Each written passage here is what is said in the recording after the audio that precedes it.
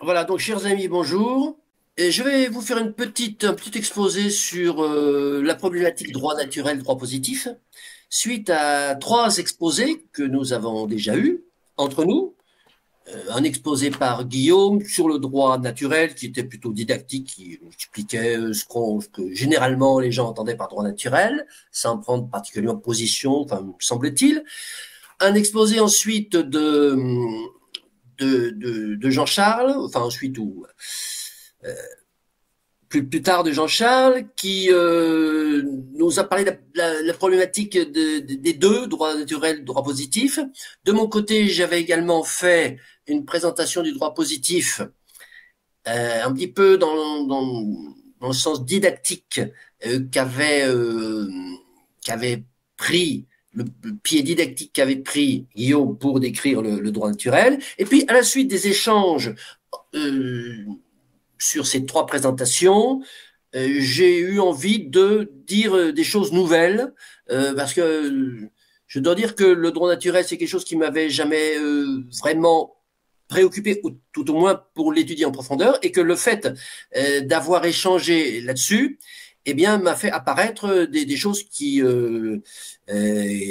résonnaient par rapport à nos débats politiques. Et voilà, j'ai envie de vous faire partager mes réflexions post-échange entre nous. Alors donc, euh, droit naturel, on avait intitulé ça droit naturel versus droit positif ou droit positif versus droit naturel.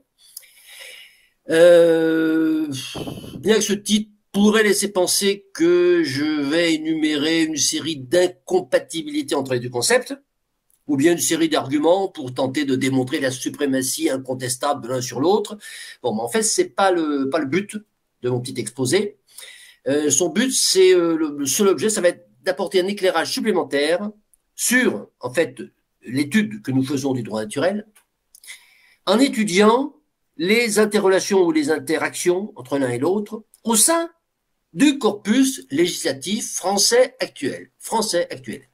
Bon, je dis bien français actuel parce que il n'entrera pas dans mon propos de faire un historique de la cohabitation de ces deux formes de droit, droit naturel et droit positif, au cours de l'évolution de l'organisation des différentes sociétés humaines, historique au demeurant fort intéressant et fort instructif, mais que on va différer pour l'instant. Dans un premier temps, il m'est apparu que cet exercice de confrontation entre le droit positif et le droit naturel se heurtait, et d'ailleurs nos échanges, me semble-t-il, l'ont mis en lumière, se heurtait à un premier écueil liminaire. Cet écueil, c'est celui de leur définition respective. Alors, si, pour ce qui concerne le droit positif, la définition que j'ai proposée, une définition que j'ai proposée, à savoir, droit positif, c'est l'ensemble des règles écrites, coercitives, et qui s'appliquent à la totalité de la collectivité humaine, sous la menace de la violence égale. Donc, cette définition, bon, elle semble claire, elle semble précise, elle semble cohérente. Alors, je dis ça sous réserve que mes collègues m'apportent la preuve du contraire.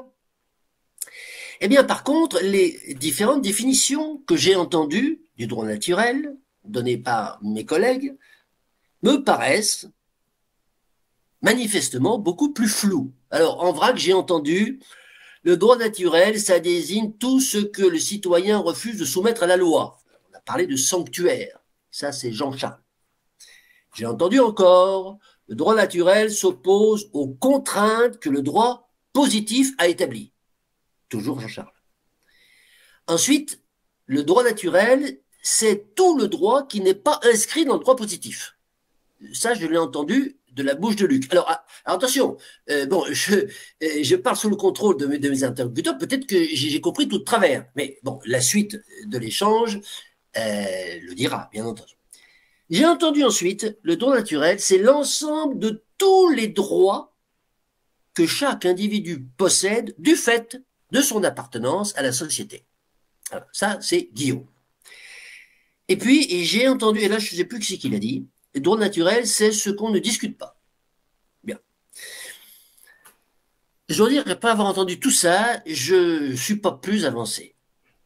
Et j'ai tendance à considérer, j'en suis venu à considérer que tant que nous n'aurons pas formulé une définition du droit naturel, qui ne reposerait pas sur une énumération de possibles. Alors, l'énumération des possibles, c'est l'artifice traditionnel des lexiques qui cherchent à masquer leur impuissance à définir un terme. Ils font une énumération. Mais une définition, nous n'aurons pas trouvé une définition qui repose sur l'énonciation d'un principe clair et d'un principe déclinable en une multitude d'applications particulières. Et bien, tant que nous n'aurons pas fait ça, nous ne pourrons pas parler efficacement du droit naturel. Mon exposé pourrait s'arrêter là. Non, sauf à considérer que les droits naturels n'existent pas, tout simplement. Ou plus exactement, que le concept de droit naturel est contradictoire dans son essence même, je dirais un oxymore en quelque sorte, dans la mesure où la notion de droit et celle de nature, droit naturel, sont deux notions initialement, génétiquement, incompatibles. Pourquoi? Parce que la nature ne donne aucun droit à l'homme.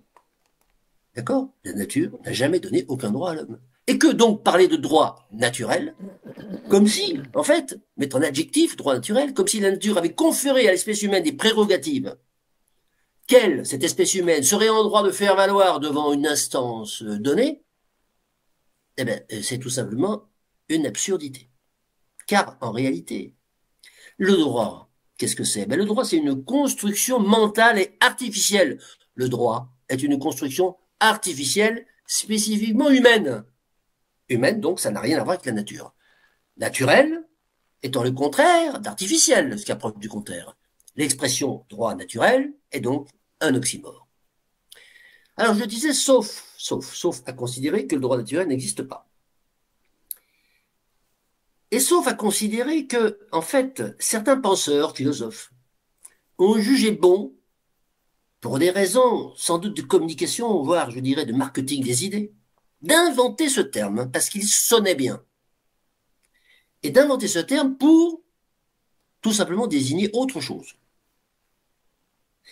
Alors, nous y voilà. Le droit naturel, c'est autre chose. Et d'abord, c'est autre chose que du droit.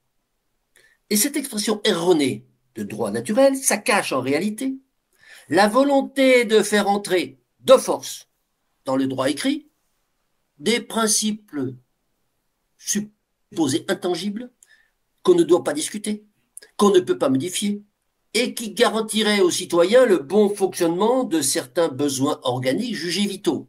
Vitaux donc indiscutables.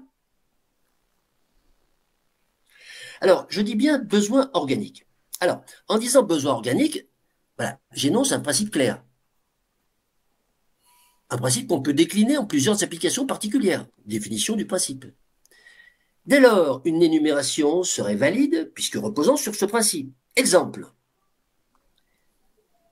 On inscrit dans la Constitution que il est vital, il est létal pour l'homme de pouvoir respirer. Donc, aucune loi ne peut interdire de respirer. C'est un besoin naturel qui ne peut donc être traduit en termes de droit positif car écrit, qui peut donc être traduit en termes de droit, mais ce n'est pas un droit qui est imposé à l'homme, c'est l'homme qui décide de décliner ce besoin en droit. Voilà la nuance. Idem pour manger, dormir et boire. Alors, voici donc que nous avançons. Récapitulons. Premièrement, l'homme a un certain nombre de besoins organiques qui conditionnent sa vie et sans laquelle il décède en un clin d'œil. Respirer, manger, boire, dormir. Ces quatre besoins sont des besoins naturels. Pas d'oxymore ici, car c'est bien la nature qui les a conférés à l'homme. Deuxièmement, lorsque l'homme se regroupe en collectivité et qu'il commence à écrire des lois qui, pour l'essentiel, visent à restreindre la liberté individuelle, afin de permettre au groupe de vivre mieux en harmonie. L'homme peut alors juger nécessaire d'inclure dans le corpus législatif certains principes interdisant à la loi d'empêcher de restreindre, le libre exercice de ces fameux besoins organiques naturels. Respirer, manger, boire, dormir. Ces inclusions sont dénommées droits naturels par un abus de langage. Troisièmement, de l'abus de langage à l'abus de droit, il n'y a qu'un pas, franchi allègrement par les promoteurs du droit naturel. Comment? Eh bien, c'est très simple. Voici le ressort de leur raisonnement. Si respirer, manger, boire et dormir sont des besoins naturels, et que le droit ne peut interdire ces besoins naturels, et si, à plus forte raison, un corpus législatif doit prévoir des institutions, des dispositifs garantissant aux citoyens de pouvoir à tout moment mais respirer, manger, boire et dormir, alors, nous y voilà, alors pourquoi ne pas étendre ces besoins organiques incontestables à d'autres besoins comme la liberté, la propriété, la sécurité ou toute une variété d'autres notions que l'on va, et c'est là l'astuce, que l'on va assimiler à des besoins organiques et rendre obligatoire via le droit coercitif et qu'on appellera droit naturel. Alors, il ressort, malgré tout, de mon exposé, très contempteur, vous l'avez vu, du droit naturel, il ressort un élément, quand même, semble-t-il, porteur de sens pour l'élaboration d'une philosophie particulière du droit. Qui serait cette philosophie? Celle de déterminer un certain nombre de principes forts en préambule de la Constitution, garantissant l'inviolabilité de certaines manifestations de la liberté. Ces principes ayant été déterminés, attention, pas par quelques individus, mais par une majorité très large de citoyens. Alors très large, ça peut être très très large. Et ne pouvant être modifiés que par le même type de majorité. Quant à la possibilité d'inscrire de la même façon, non plus des limites à la loi, mais des promesses de garantir certains avantages, appellation malencontreuse du droit, que l'on peut dénommer droit attributif, dont j'ai déjà parlé, ou droit A. Eh bien, moi je considère que cette gesticulation législative n'est qu'une illusion du point de vue du droit, et en tout cas, en tout état de cause, elle n'en relève pas, elle ne relève pas du droit. Les promesses n'ont pas de place dans une constitution rationnelle. Elles peuvent avoir de la place dans une constitution romanesque. Les promesses sont l'apanage des programmes des hommes politiques. Alors, on ne peut pas empêcher tel ou tel penseur, et il n'est pas dans mon intention d'empêcher tel ou tel penseur de philosopher sur le droit naturel. Par contre, on peut, d'un point de vue militant, empêcher l'introduction de force du droit naturel par les autocrates. En conclusion, je dirais que le droit naturel n'existe pas et qu'il est un outil prétextuel, il est un outil de prétexte, à l'instar de l'intérêt général d'ailleurs, droit naturel, intérêt général, entre les mains de certains autocrates pour faire inscrire dans les constitutions un certain nombre de prescriptions émanées d'un groupe restreint et qui ne seraient pas validées par une majorité populaire. Voilà ce que j'avais à dire sur ce sujet. Je vous remercie. Merci beaucoup, Christian, pour ta présentation courte mais tranchante. Et qui est-ce qui veut commencer pour ce premier tour de parole? Jean-Charles. Eh bien, vous l'aviez, bonjour à tous, vous l'aviez senti dans dans le texte que j'avais présenté dans la demi-heure de présentation sur le sujet. Ça s'appelait donc droit naturel versus droit positif ou inversement. Et vous aviez senti que j'avais une sensibilité qui se rapproche de Christian. J'utilisais d'autres chemins. Christian a sa façon de raisonner qui est souvent brillante en soi, bien que le fait que ça soit brillant n'assure pas toujours d'avoir absolument raison, mais je tends fortement à m'accorder avec ce que vient de décliner et presque démontrer Christian sur le fait que le droit naturel et la notion de droit naturel recèle énormément d'artifices et d'intentions avant même de se reposer sur des des choses objectives. La façon dont on peut accueillir le droit naturel malgré tout incite la personne un peu ouverte à une certaine tolérance, à ouvrir la voie à des réflexions morales, de bien, de mal, et toutes ces choses impalpables que beaucoup de gens essayent de manipuler de la façon, enfin, et de les rendre presque tangibles à partir d'artifices. Et encore une fois, Christian s'est fait le relais pour démontrer les artifices qui sont mis à l'œuvre. Il m'apparaît que dans toute cette affaire, il y a effectivement un désir, une intention, une exigence pour certains de faire adopter des droits suprêmes, en tout cas des principes suprêmes, et pas des droits. Excuse-moi, Christian, tu as tout à fait raison. Des principes suprêmes qui pourraient être une espèce de clé de voûte à des interdictions absolues pour préserver des droits vitaux, des nécessités clés dans la vie des hommes. Mais j'ai bien aimé le mot romanesque à un endroit, parce qu'effectivement, ça relève un petit peu de cette intention. Et la nature, comme la nature humaine, n'est pas bonne, n'est pas gentille, c'est la sélection naturelle. Et vouloir que, à un moment donné dans mon texte, vouloir faire en sorte que la nature humaine échappe à la nature elle-même et à la sauvagerie de la nature, en fait, en verrouillant avec des principes qui correspondraient donc au droit naturel, c'est à un moment donné dans le texte, je dis, c'est même aller, dans le texte que j'avais présenté, c'est aller contre la nature elle-même, d'une certaine façon, que de vouloir verrouiller d'une façon les actions, l'existence même, le mouvement même naturel, d'une façon absolument d'une façon absolue. J'ai entendu parler au cours de débats qu'on regarde tous les uns les autres sur YouTube avec des gens plus ou moins intelligents et des gens éclairés, de quelqu'un qui parlait de la philosophie des limites. Je connaissais pas cette expression et je vais m'y pencher.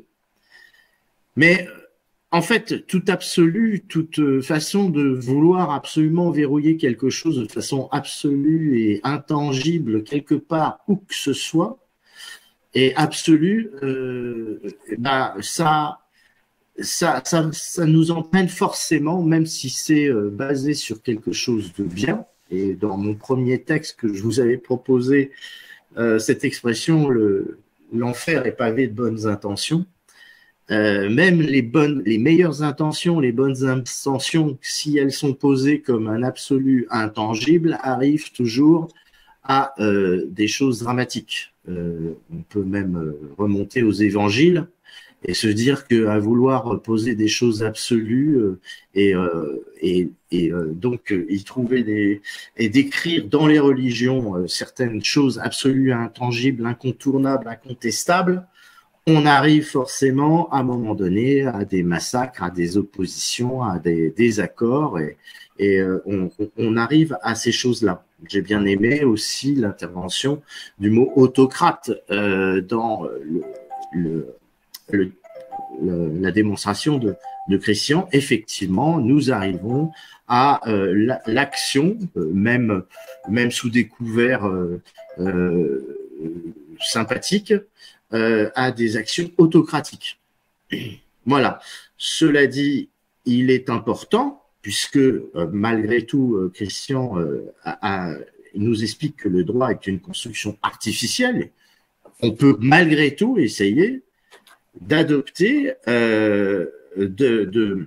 d'adopter des principes supérieurs, on va dire, ce que joue en général la Constitution, d'adopter des principes supérieurs, mais d'assumer tout simplement que ça ne soit pas des droits naturels, intangibles, quasiment religieux, et de dire, bon ben voilà, ces choses-là sont absolument incontournables, mais ça va être une convention, elle sera dans le droit, et cette convention sera modifiable, elle évoluera avec l'histoire, avec les mœurs, avec les glissements de la morale, les pratiques, l'influence des technologies qui nous feront constater que telle chose qui n'était pas possible l'est à présent, etc.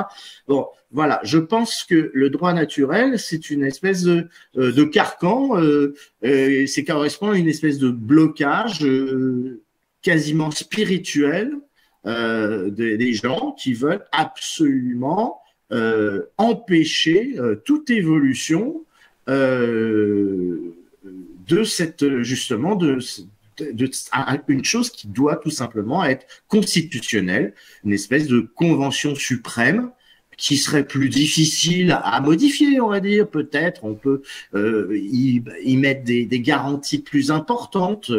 Christian a parlé de majorité bien épaisse, et bien, je sais plus quel est l'adjectif, mais enfin importante, pour pouvoir justifier cette constitutionnalité. Mais je m'accorde donc avec toutes ces illustrations, tous ces changements un peu sémantiques que j'utilise, mais je m'accorde à dire que le droit naturel n'est autre que une sorte de consensus, enfin peut et laisser tomber donc, cet oxymore qui s'appelle droit naturel, et serait tout simplement une sorte de constitution fortement consensuelle. Voilà. Très bien, merci Jean-Charles. Est-ce que Luc, tu veux prendre la suite? Oui, je veux bien. J'ai entendu beaucoup de choses, je dirais factuellement fautes, donc ça m'ennuie un petit peu. Ça m'ennuie d'autant plus que j'ai plus les vidéos, j'ai plus vos vidéos qui descendent. Donc il y a juste des. Donc je vais mettre en plein écran, au moins ça compensera les lettres qui s'affichent. Et quand j'ai entendu des choses fausses, et ça me peine parce que je crois que ça a été dit dans les différents échanges, et notamment par Guillaume. Je vais rebondir déjà pour commencer sur ce que vient de dire Jean-Charles.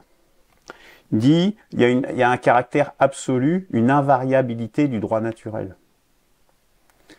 Mais personne n'a dit ça. Aristote, qui est celui qui a justement commencé un des premiers à poser cette notion de droit naturel, c'est justement a bien mis en évidence cette variabilité, cette double tendance du droit naturel d'être à la fois, il se veut invariable et en même temps il constate qu'il est variable. Donc dire qu'il est invariable, il est absolu, c'est juste faux par rapport à ce que disent les tenants du droit naturel. Donc ça, c'est important. Et d'ailleurs, c'est une des raisons pour lesquelles il n'a jamais sans doute été formalisé par ses tenants. Formalisé comme je pense personnellement, mais que je pense qu'il convient de le faire désormais dans le sillon de ce qu'a proposé Simone Weil. Donc ça, cette vision, c'est faire dire aux gens ce qu'ils ne disent pas et faire même dire exactement le contraire. Donc ça, ça me gêne un peu parce que du coup, ça biaise le débat, évidemment.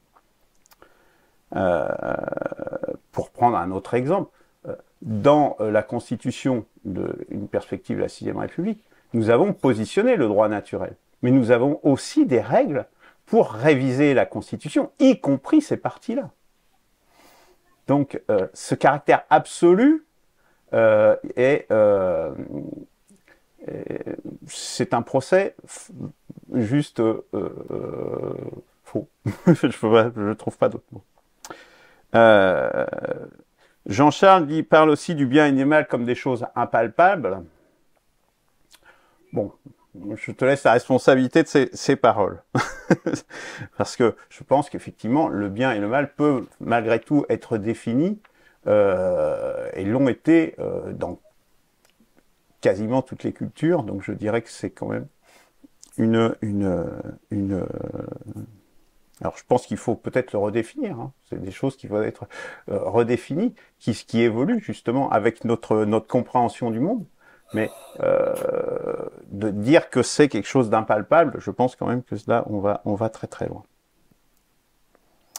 Alors, Christian nous dit que le droit naturel n'existe pas. Alors, moi, j'aime pas cette façon de dire droit naturel, hein. J'ai eu l'occasion de l'expliquer et de l'exprimer à plusieurs reprises. C'est mal exprimé. Je préfère la notion d'obligation au sens dans lequel l'emploie Simone Weil, c'est-à-dire des obligations de la société envers l'être humain. Et Christian nous dit c'est un oxymore. Alors, oui, dans une certaine mesure, c'est un oxymore. C'est juste pour ça que je n'aime pas ce terme. Pourtant, et il croit montrer cet oxymore en disant qu'il est à la fois du droit, c'est-à-dire quelque chose d'artificiel, et du naturel, donc ce qui relève de la nature, de ce qui nous viendrait du fond des âges, ou de l'environnement évolutif. Or, l'homme, en tant que tel, est un être biface, à la fois produit de nature et produit de ses artifices, et ce depuis des milliers d'années, des dizaines de milliers d'années. Le fait que nous n'ayons pas de poils, de fourrure comme les autres mammifères, montre que nous avons besoin d'artifices pour vivre. Nous sommes produits. C'est une des caractéristiques essentielles de l'homme, justement. C'est qu'il est à la fois produit de nature et produit de ses artifices. Donc, et c'est en ce sens que ces obligations émergent également, et ce peut-être, enfin, je suis même pas sûr que ça soit le propre de l'homme. Je pense qu'il y a également cette notion, on va continuer de l'appeler comme ça, de droit naturel pour un certain nombre d'animaux, notamment. Qui seront différents de ceux de l'être humain. Mais il y a aussi, dans notre traitement, ou entre animaux, il y a une sorte de contrat social par-delà les générations qui se passe, qui se transmet. Mais je crois que le fond du problème,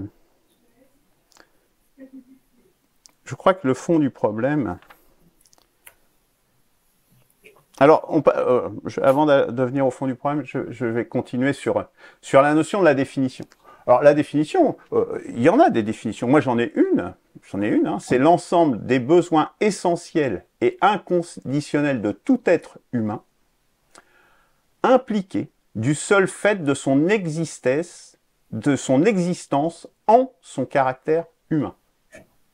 Voilà, ça c'est une définition, et moi c'est celle que je propose, en tout cas du droit naturel. Alors dire qu'il n'y a pas de définition, je pense qu'on peut quand même en trouver. Et tout ce que tu disais, enfin ces énumérations, c'est pas parce qu'on énumère que c'est forcément contradictoire, ça donne juste différentes facettes autour d'un principe. C'est justement, je dirais, ce qui peut faire justement sa richesse.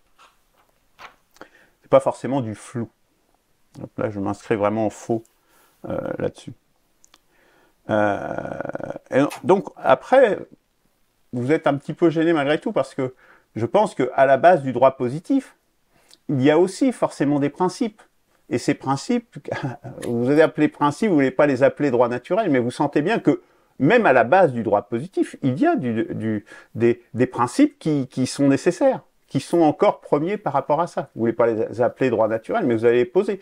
Principes comme la démocratie, comme des règles de non-rétroactivité du droit, etc., etc. On va se retrouver ce genre de principes qui sont, quelque part, aussi, qui pourraient faire partie du corpus du droit naturel. Donc, on voit bien qu'il y a comme une gêne, je dirais, à ce sujet-là. Et d'où vient-elle, cette gêne? Et là, on vient, je crois, au fond vraiment de pourquoi il y a cette opposition aujourd'hui à cette notion de droit naturel. Je crois vraiment que ça vient à la fois de la disparition, justement, du monothéisme et de enfin pas de sa disparition en tant qu'instance, mais c'est de la mort de Dieu, si on peut dire. Mais et donc du refus, au fond, d'être surplombé par des choses qui sont propres à notre espèce, qui sont propres à notre condition, à ce que moi j'appelle la négantropie, l'énergie vitale. Et c'est ce refus de perte de liberté contre lequel se révoltait déjà Nietzsche, ou se révoltait, alors, essayer de trouver des échappatoires, et Schopenhauer n'en trouvait pas, hein, il disait, non, il faut accepter, ou sinon, on plonge fatalement dans un certain nihilisme. Et c'est bien pour ça que c'est très important de réintroduire le droit naturel. Et c'est que si on n'a pas ce garde-fou, ce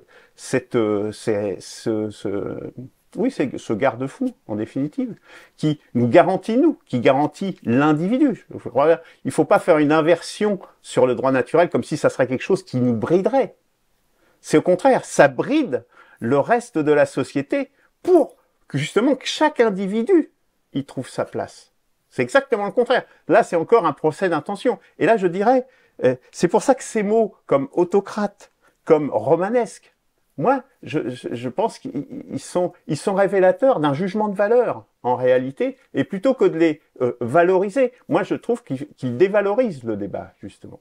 Parce que il faut essayer d'apporter des arguments. Moi, j'essaye de ne pas apporter des jugements en tant que valeur, mais d'essayer d'apporter des arguments. Et c'est ces refus. Moi, je crois que et que c'est très lié à la génération et à cette pulsion de mai 68, à la contre-révolution de mai 68, ce refus, l'interdit d'interdire, typiquement. Et ce refus qu'on prive, de se dire, nous sommes surdéterminés par une nature, notre double nature, à la fois faite de nature au sens usuel du terme, et d'artifice, qui nous surdétermine, et ce refus de cette acceptation d'un fait, c'est ça, en définitive, je pense, qui motive et qui explique ces réticences que vous exprimez aujourd'hui. Voilà, j'en ai tout terminé pour ma part. Merci beaucoup, Luc. Merci. Je suis désolé de vous faire le coup à chaque fois, mais il reste 10 minutes, alors que j'ai beaucoup de choses à dire, énormément de choses à dire. Dis-les en 10 minutes. Ouais, je vais essayer. Alors, Chris, je vais d'abord réagir à ce qu'a dit. Je vais pas trop dire de choses sur ce qu'a dit Luc, parce qu'on va un peu dans le même sens, peut-être une ou deux choses malgré tout. Je vais surtout me concentrer sur le propos de Christian et aussi quelques ajouts de Jean-Charles.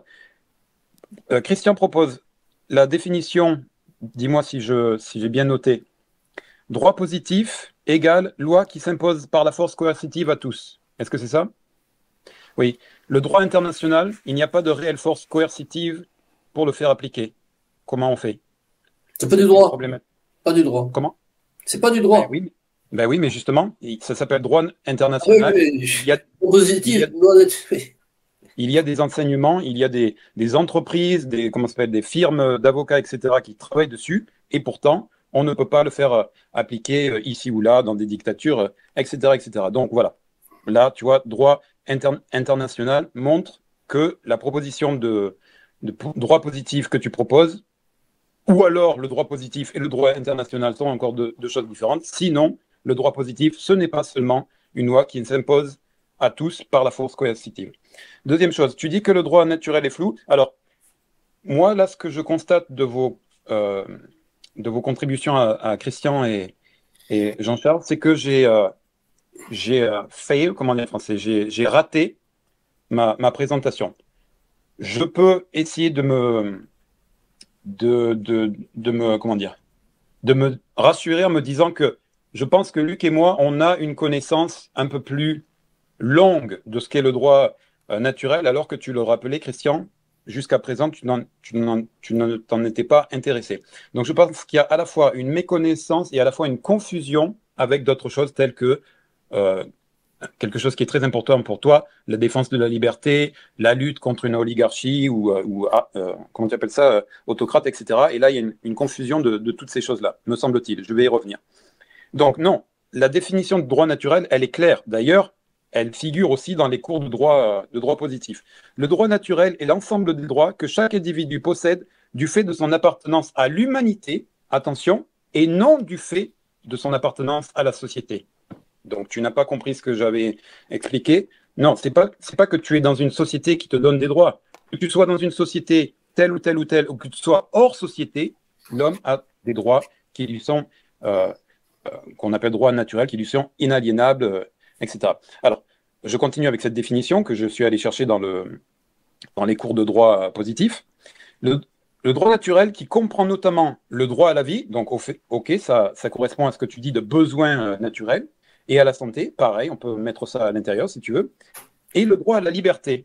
Donc ça, c'est pas du tout quelque chose de biologique, mais c'est quand même quelque chose de fondamental pour l'homme. Tu prives un humain de sa liberté, il dépérit. On peut quand même s'en sortir, mais on n'est plus vraiment un humain. On est deprived, on nous retire quelque chose de fondamentalement humain. Et Luc l'a dit, on peut peut-être l'étendre à d'autres animaux. Donc la liberté est un des principes fondamentaux du droit naturel. Donc oui, je répète. Ah oui, donc après, un autre droit qui est listé dans les droits naturels en général, c'est le droit de propriété. Attention, il y a eu une évolution, on va dire ça comme ça. Moi, je dirais peut-être ça s'appelle quand on perd une perversion, voilà. Quand on parlait du droit de propriété à ses débuts, en fait, on parlait du droit de propriété de son corps. On n'a pas le droit de m'imposer, par exemple, un vaccin, par exemple, de me faire amputer, de me faire tatouer, ceci, cela. Le droit de propriété, c'était d'abord le droit, ou par exemple, j'ai pas le temps, hein, je suis désolé, Jean-Charles. Après, quand je serai parti, vous pourrez. Voilà. Donc, le droit de propriété, c'était d'abord le droit de son corps. Et ensuite, ça a évolué vers le droit de posséder des choses. On peut en parler de ça. Il est inhérent à l'humanité, universel et inaltérable, alors même qu'il n'existe aucun moyen concret de le faire respecter. C'est là la différence entre le droit positif, ou en tout cas un certain droit positif, parce que le droit international, on ne peut pas toujours le faire respecter, même le droit positif en réalité, mais bon bref, et le droit naturel. Il existe, même s'il n'y a pas de force coercitive pour le reconnaître et pour le faire appliquer. Rapidement, je fais tout ça en très bref. Tu dis, alors bon, il faut absolument mettre de côté, c'est du romanesque, il n'y a pas de choses concrètes, etc., etc. Mais je veux bien qu'on mette au-dessus ce que moi je vais appeler un principe supérieur de liberté. Oui, mais en réalité, la liberté, c'est ça, c'est un droit naturel. Pourquoi droit naturel? Parce que le droit est opposable. Quand on t'enlève un droit, quand on t'oppresse, le droit, c'est de dire non, mais moi, je revendique ceci, j'ai le droit, ça, c'est pas un désir, c'est pas un souhait. C'est je suis un humain, j'ai besoin de ma liberté, j'ai besoin de manger, j'ai besoin de boire, et etc., etc. Pas que des besoins biologiques. D'accord? Donc, on parle de droit naturel parce que c'est quelque chose d'opposable, c'est quelque chose de revendicatif. Jean-Charles, droit naturel prend ça. Ah oui. Je ne sais plus exactement quel était ton propos, Jean-Charles, il faudra re-regarder la vidéo, mais j'ai écrit pour te répondre que le droit naturel prend sa source dans la nature humaine. Ce n'est pas quelque chose qui est complètement extérieur à la nature humaine et qui essaye de s'imposer à la nature humaine. Non, justement, le droit naturel, c'est l'observation de qu'est-ce que l'humain, quels sont ses besoins, quels sont ses désirs, quelle est sa finalité, quelle est sa place dans le monde, et de cette observation factuelle, d'accord, on a cité quelques philosophes, mais ce sont des têtes bien faites qui, au travers des âges, ont essayé d'observer, de comprendre ce que c'était l'humain, pour pouvoir dire, ben voilà, le droit naturel se base sur la nature humaine, sa place dans le monde et sa finalité d'existence, etc. Intangibilité supposée du droit naturel. Ben, je viens un peu de répondre. Ça peut être... Il y a une problématique, je vais le dire un peu plus tard, mais voilà, j'ai un peu répondu sur l'intangibilité. Non, puisque c'est basé sur l'observation de l'humain, de quoi il a besoin, de quoi il est fait, quelle est sa place, etc. Ce n'est pas intangible, c'est de l'observation. Autocrate et droit naturel. Là, il y a une confusion, me semble-t-il, dans l'esprit de Christian. Les gens qui parlent du droit naturel, ce ne sont pas les autocrates en général. Eux, les autocrates, ils ne veulent pas entendre parler du droit naturel. Eux, c'est du droit coercitif, du droit positif, comment il s'appelle, Kim Jong-un a dit que c'était comme ça. Le Chinois, je ne sais plus comment il s'appelle, le leader chinois, il a dit que c'était comme ça. Et il n'y a pas à lui opposer de dire oui, mais attendez, les gens ont quand même le droit à la liberté. Il s'en bat les couilles, ça n'existe pas pour lui. Biden aussi. Hein. Comment? Biden aussi. Hein. Oui, oui, mais Biden, mais tous. Donc attention, il y a une confusion entre comment les sociétés sont gouvernées jusqu'à présent et droit naturel. En réalité, le droit naturel s'oppose. En réalité, si on comprend le droit naturel dans son essence, dans la nature humaine de sa liberté, dont la liberté, c'est aussi l'autodétermination. J'en parle dans mes vidéos sur ma chaîne. S'il n'y a pas d'autodétermination, on n'est pas réellement libre. On a une illusion de liberté, un certain périmètre de liberté, mais on n'est pas libre. Donc l'autodétermination, ce qui est en réalité un synonyme de démocratie, c'est du droit naturel, c'est complètement lié au droit naturel. Donc autocratie et droit naturel, vous les mettez ensemble, vous n'avez pas compris ce que le droit naturel, je n'ai pas su vous expliquer ce que c'est le droit naturel. Un peu plus tard, je crois que c'est Jean-Charles, droit naturel, est-ce que c'est un blocage? Tu disais, attention, le droit naturel, ça peut être un blocage parce qu'on dit, bon, alors, l'homme, il doit boire, respirer, être libre, ceci et cela, mais alors ça veut dire qu'on ne peut pas aller au-delà de ça. Moi, je dirais, c'est pas un blocage, c'est une garantie. Luc l'a dit. Est-ce que tu veux que demain, il y ait une société, et d'ailleurs, on l'a vu de multiples fois dans l'histoire, où tel autocrate dit, ben ça, vous n'avez plus le droit de le faire. Vous êtes tous confinés, il n'y a plus le droit à la liberté d'aller voir vos vieux quand ils sont en train de mourir, vous restez chez vous, etc. etc.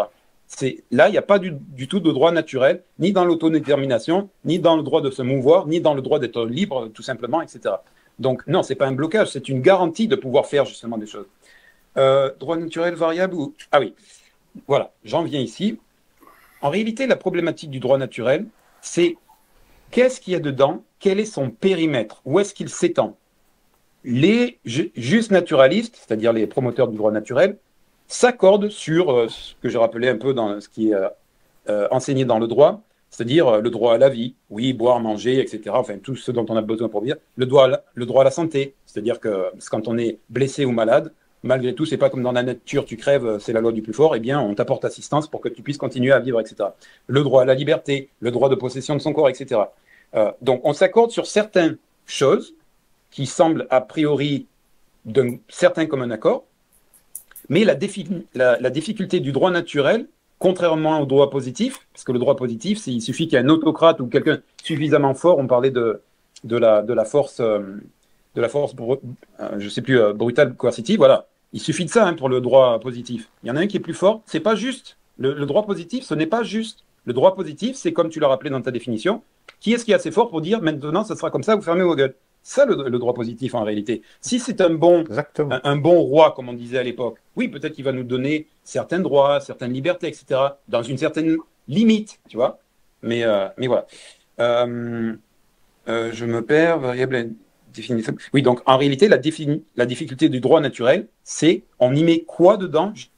Est-ce que ce qu'il y a dedans, a priori, on est d'accord là-dessus? On peut en discuter. Moi, je suis pas du tout à dire non, mais on a dit que c'était la liberté, point final, et c'est comme ça, et c'est pas autrement. Si vous n'êtes pas d'accord qu'il n'y ait pas de liberté, on peut en discuter, pourquoi pas. Et donc, deux dernières choses. Ah putain, il faudrait que je parle de l'artificiel. Bon, Luc a parlé de nihilisme, et je suis d'accord. Je cherchais le mot, moi j'avais noté en écoutant Jean-Charles fatalisme, et un peu aussi Christian, mais plus Jean-Charles dans sa conception. Oui, alors l'homme n'est pas bon, donc si demain la société change et qu'on devient des machines parce que la technologie permet que blablabla, ben, c'est juste le déroulement des choses. Ben, ça, pour moi, c'est un certain fatalisme à laisser faire sans avoir des points d'ancrage tels que non, on est des humains, on ne veut pas être des robots, etc. Donc, Luc a parlé de nihilisme. Je rejoins cette définition. Sur l'artificiel, j'en terminerai ici. C'est problématique parce que l'homme est est un élément de la nature. La nature lui a, dans son évolution, permis de raisonner, etc. Et cette raison lui permet de créer des choses, ce qu'on appelle artificielles, c'est-à-dire faites de la main de l'homme et pas de la nature. Mais j'entends ici et là qu'en réalité, l'artificiel, c'est un prolongement de la nature. Moi, ça me pose problème ce raisonnement, parce qu'après, on peut dire, ben alors tout ce qui est artificiel est finalement est naturel et donc bon. Voilà. Alors attention avec cette notion d'artificiel, malgré tout ce qui est artificiel n'est pas forcément négatif, même si tout ce qui est artificiel n'est pas forcément positif. Le droit positif, c'est complètement artificiel. Le droit naturel, c'est la réflexion qui, basée sur l'observation de ce qu'est l'homme, déduit alors l'homme a besoin de ceci, de cela, de garanties de liberté, etc., pour rester un homme et pas être réduit à l'animalité ou à l'objectification, comment on dit déjà, etc. Voilà, messieurs, je vous laisse réagir et encore une fois, je ne serai pas là pour recevoir vos commentaires. Désolé, mais je les verrai en vidéo. Oui, Jean-Charles, rapidement. Oui, par exemple, en fait, le gros problème, c'est tout simplement la garantie de ce qu'on peut mettre. Ce à quoi on réagit, c'est que dans le droit naturel, on ne voit aucune garantie de mise en œuvre justement du droit naturel. Donc, ce ne sont que des déclarations d'intention.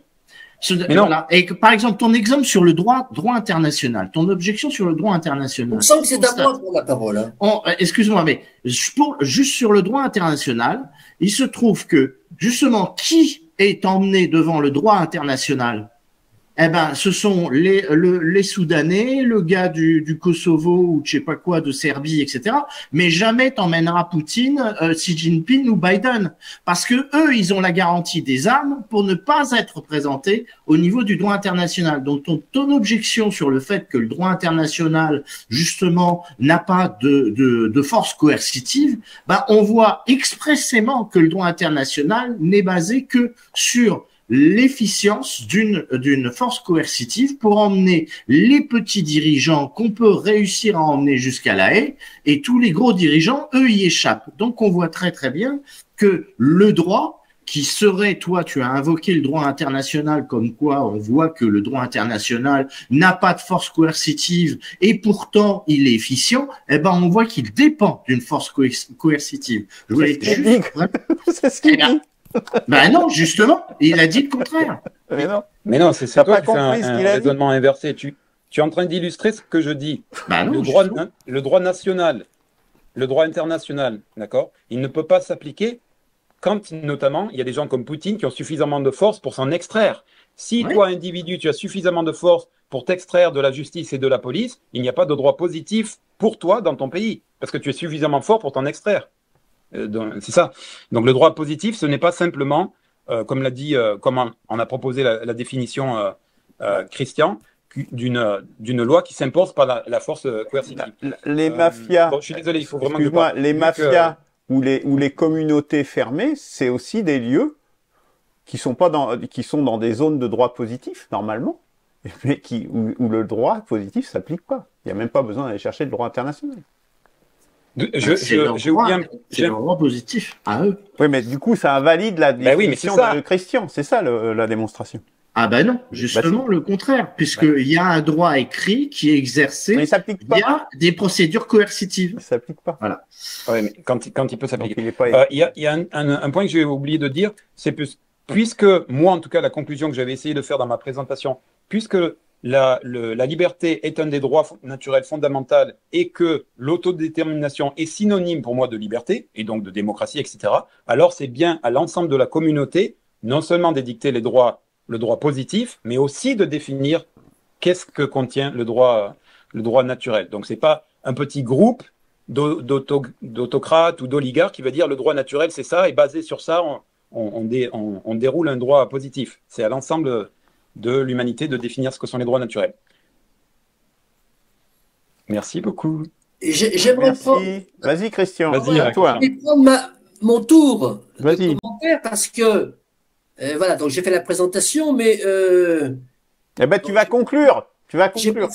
Non, mais c'est pas une question de conclusion. C'est que je pense qu'au niveau méthodologique, celui qui fait la présentation, doit avoir son tour de commentaire pour réagir à ce qu'ont dit les autres. Bien sûr. Voilà. Je pense que le tour de commentaire, le rang de commentaire de celui qui a fait l'exposé. Tu veux dire l'ordre? Oui. Non, le principe et le temps de réponse de celui qui a fait l'exposé doit être identique à tous ceux qui ont fait les commentaires sur l'exposé qui a été fait. Je ne sais pas si je me fais bien comprendre. Celui qui fait un exposé, bon, il fait un exposé, il présente. Mm. Bon, ensuite, il y a les commentaires, et il y a les commentaires aussi de celui qui a fait l'exposé par rapport aux commentaires. Oui, oui. Je sais pas, par exemple, je me fais pas comprendre là. Ouais,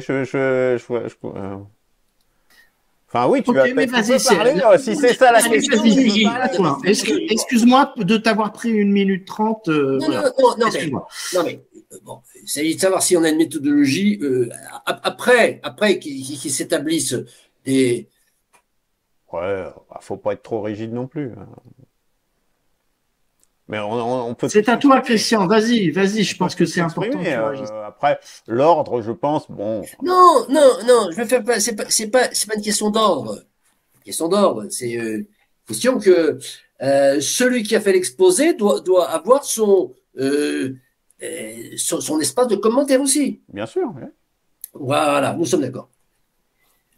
Alors, bon, très rapidement, enfin, je sais pas, bon, en fait, je pense que moi, il m'apparaît que on est d'accord finalement, on est beaucoup plus d'accord qu'on en a l'air. Tout dépend de ce qu'on appelle droit naturel. Voilà. Jean-Charles a dit d'emblée, droit naturel, en gros, c'est des principes supérieurs. Oui, c'est des principes supérieurs. Voilà. Alors après, on les appelle droit naturel. Bon, donc, on en revient à cette définition. Bon, je pense que le débat peut durer éternellement, il peut s'enliser éternellement. Parce que le droit naturel n'est pas défini. Alors, encore, ce que j'entends, j'ai une définition. Alors je dis pas, même pas, je m'inscris en faux. Presque, je rigole quand j'entends le droit naturel. C'est donc l'ensemble des besoins inhérents à l'espèce du fait qu'il est humain, de fait, bon, c'est pas une définition, Luc.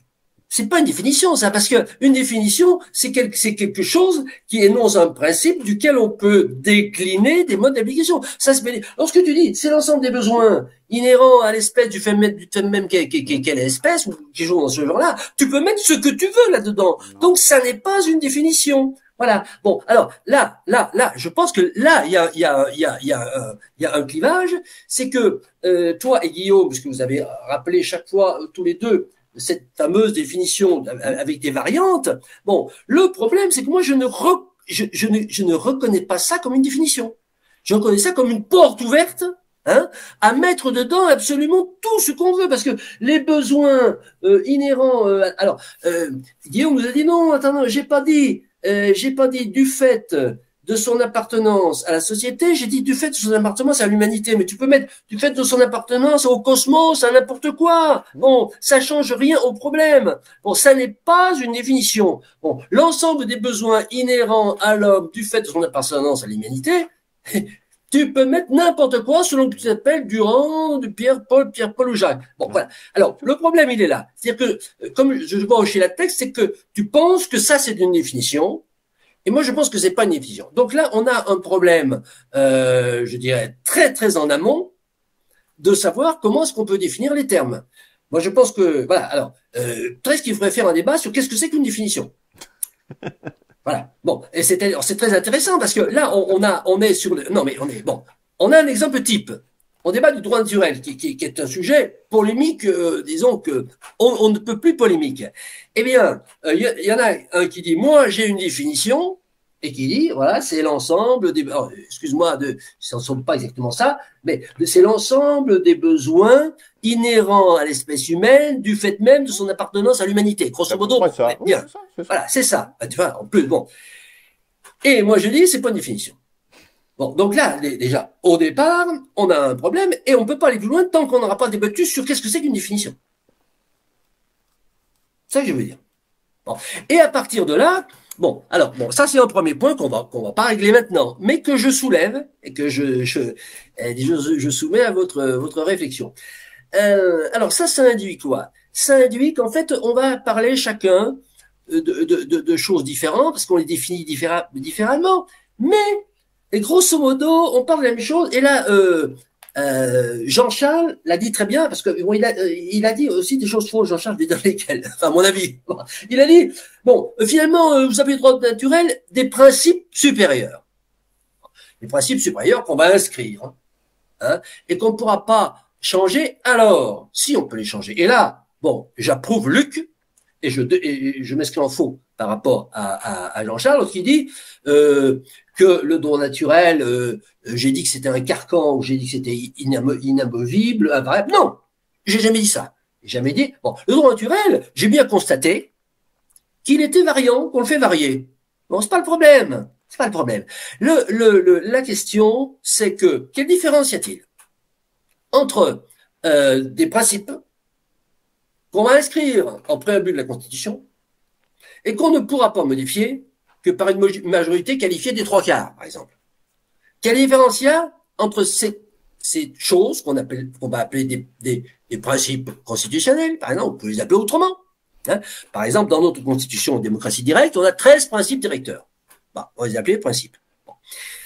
Qui sont ensuite déclinés, ça veut dire que toutes les 111 articles de la Constitution qui sont dessous sont compatibles avec les principes. Et celui qui nous dit, attendez, il y a l'article 83 qui est incompatible avec le principe du numéro 3, on va dire, ah bah oui, là il y a un problème. Bon. Alors, quelle différence il y a, c'est la question que je pose, entre ces principes et ce que vous appelez le droit naturel? Il y en a pas. Il y en a aucun, sauf... Il y en a pas. Et je vais même te dire, je me permets d'interrompre Christian, c'est que ta règle de majorité est même plus forte que celle qu'il y a dans la Constitution. Non, mais les 3/4, 60%, peu importe, c'est l'idée. Bon. Je dis, quelle différence il y a entre ces principes? Alors, moi, entre principe et droit naturel, tel que nous, alors, moi, je l'ai décrit, et aussi comme Jean-Charles l'a décrit, et puis, toi, droit naturel, bon, quelle différence il y a? Bon, je dirais de ce point de vue-là, rien, si on considère que c'est des choses qui sont mises en haut de la Constitution, qui sont pas dans la loi ordinaire, et que la loi ordinaire doit s'y soumettre, et que c'est plus difficilement modifiable par les procédures de modification, et là, attention, quelles sont les procédures de modification, sont plus difficilement modifiables que la loi ordinaire. Bon, d'accord. Mais, et là, je fais un procès d'intention, oui, je reconnais, je fais un procès d'intention. Je vous soupçonne, mes amis, très chers, je vous soupçonne de vouloir que ces principes sortent de votre petite tête à vous, de vos quelques dizaines mais je demande qu'à être démenti. Et j'offre un banquet monstrueux le jour où je serai démenti. Voilà. Bon, non, mais bon, là, on prie sur le terme de la caricature. Mais si tous ceux qui nous parlent de droit naturel nous disent que le droit naturel, c'est bon, ça, mais de toute façon, ça va être déterminé par les 3/4 des citoyens assemblés. Moi, ça me va. C'est ce que j'appelle mes principes supérieurs. Et donc, nous parlons de la même chose. Je crois que il peut y avoir un conflit si ces fameux droits naturels qui sont variants, ils varient au cours des 16 fluctuates et mergitures, donc ils varient, mais ils sont toujours définis par une élite qui dit, bon, c'est comme, alors le droit naturel, de ce point de vue-là, interprété comme ça, est peut-être mal interprété, mais je le mets au même niveau que l'intérêt général. Hein, c'est-à-dire, non, mais ça, on discute pas, c'est d'intérêt général. Ça, on le met forcément dans la Constitution parce que c'est du droit naturel. Bon. Donc, si cet intérêt général qui est supérieur et qui s'impose, si ce droit naturel, qui est aussi le principe que toutes les lois ordinaires, les milliers de lois ordinaires doivent respecter à la lettre, en tout cas ne pas être incompatibles avec lui, s'ils sont déterminés par une majorité qualifiée de citoyens assemblés librement consultés et non manipulés, je suis d'accord. Alors, si c'est ça, eh ben, comment l'apporte la preuve et donc, voilà, nous sommes d'accord. Alors, juste sur ce dernier point, parce que c'est sans doute un point vachement très important. Je suis content de voir que nous convergeons, parce que au fond, c'est vrai que et même sur les procédures, comme j'ai dit, c'est exactement la même chose. Hein. Donc, au fond, on appelle ça principe, on appelle ça droit naturel. J'ai déjà dit que j'aimais pas cette expression de droit naturel, donc ça me pose aucun problème. Et je montre bien. Je pense que c'est enregistré, ça. Ah non, mais je l'ai déjà dit plusieurs fois. Hein. C'est pas la première fois que je l'ai dit. et précédemment aussi. Ce que j'ai dit d'ailleurs, c'est que ces principes que vous réintroduisiez, au fond, ça revient au même. Et en pratique, ça revient au même. Alors effectivement, là où tu nous soupçonnes, de dire, bah oui, mais alors vous êtes plus malin que les autres, et c'est de votre petite tête, en fait, que vous allez sortir cette expression du droit naturel. Alors là, effectivement, pour le coup, je pense que c'est tout à fait pertinent comme remarque. Pourquoi est-ce que je pense, et pourquoi on l'a fait comme ça dans la Constitution qu'on propose, qu'est-ce qu'on a mis en haut de cette Constitution, justement? Eh bien, on n'a pas mis, on s'est dit, mais qu'est-ce qu'on peut mettre justement comme principe? D'où on va les sortir? On s'est dit, on va pas les sortir de notre cerveau parce qu'on n'est pas assez intelligent pour le faire. C'est qu'il y a eu d'autres penseurs avant nous, d'autres grands philosophes avant nous qui ont travaillé là-dessus. Et il y en a peu. Nous, on a sélectionné. S'il y en a d'autres, il n'y a aucun problème. Mais il y a Simone Veil, donc la philosophe, que je répète, 1909-1943. Michel Clouscar.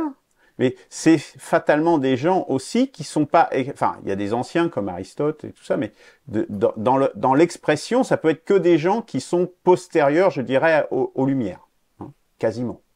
Puisqu'il faut qu'ils aient vu aussi les conséquences d'une expression viciée, et on le voit bien dans la Déclaration des droits de l'homme et du citoyen, de principes, justement.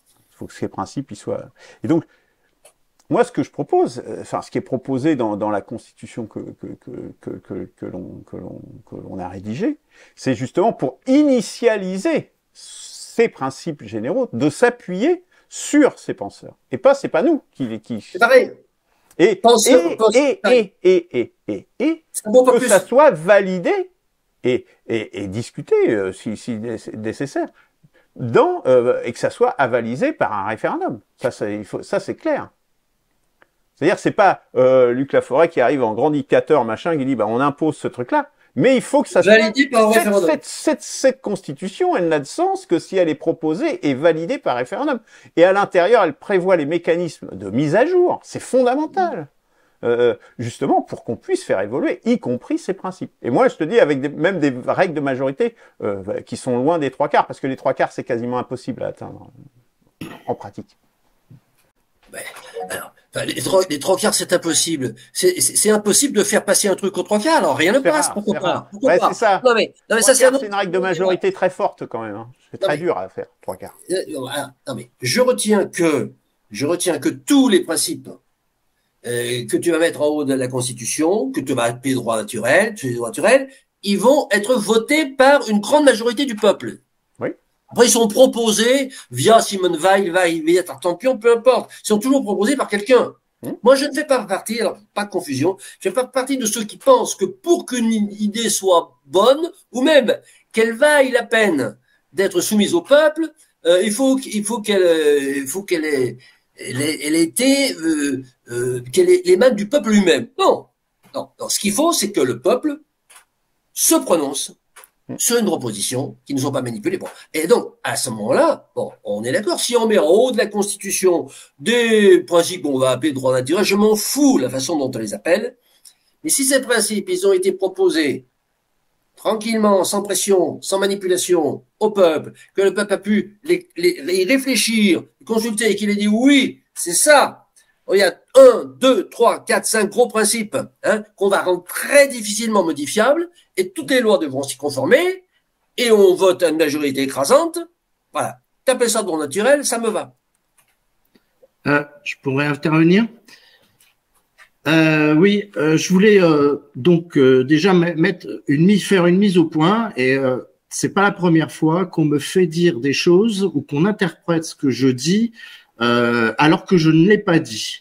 Par exemple, tout à l'heure, on a dit que j'avais parlé d'intangibilité, d'invariabilité, etc. J'ai utilisé le mot absolu le mot absolu pour faire un raccourci, et j'en suis désolé si mes raccourcis vous amènent à interpréter ce que je dis de façon fausse. Absolu, c'était une façon de dire que c'était des principes supérieurs. D'ailleurs, je l'ai dit ensuite. absolue, c'est aussi, et malgré tout, dans le droit naturel, lorsque vous parlez de droit naturel et on parle de droit naturel, on parle aussi des besoins de la pyramide de Maslow, qui sont vivre, respirer, etc. Et que je sache, le terme de droit absolu est donc là, cette fois-ci, pour le coup, invariant dans cette acception dans ces termes-là, respirer, manger, etc., sont effectivement considérés comme des lois qui devraient être d'une certaine façon invariantes et intangibles. Au-delà, il y a effectivement ce dont a parlé Guillaume, la liberté, la propriété, l'expression, etc. Mais je n'ai pas parlé à ce moment-là d'invariabilité. Et voilà, donc j'aimerais que lorsque j'utilise un mot, trop souvent, et c'est pas la première fois, on m'accorde des intentions qui n'ont pas été dans ma bouche. Je suis désolé, moi j'ai marqué invariabilité sur mon cahier. Alors. Oui, et alors à ce moment-là, peut-être que si je l'ai dit, je pensais au fait que le respirer, manger, etc. font partie des préceptes invariants de l'intention invariante dans les préceptes défendus par le droit naturel, et que je sache, elles sont dedans. Elles sont même exprimées de cette façon par beaucoup de gens qui développent l'affaire du droit naturel. Donc voilà, il y a quand même, faut pas non plus dire que j'ai dit que c'était invariant et que je considérais que tout ce qui concernait le droit naturel devait être invariant. Mais dedans, il y en a, oui ou non? Bon, oui. Voilà, ça c'est une chose. Oui, d'accord. Oui, bien sûr. Ensuite, sur les philosophes qui auraient pensé le droit naturel, tu parles d'Aristote et d'autres personnes, Veil, etc. Mais j'aimerais aussi dire que les gens qui se sont penchés sur le contrat social, même s'ils ne s'exprimaient pas utilisaient pas toujours le mot droit naturel,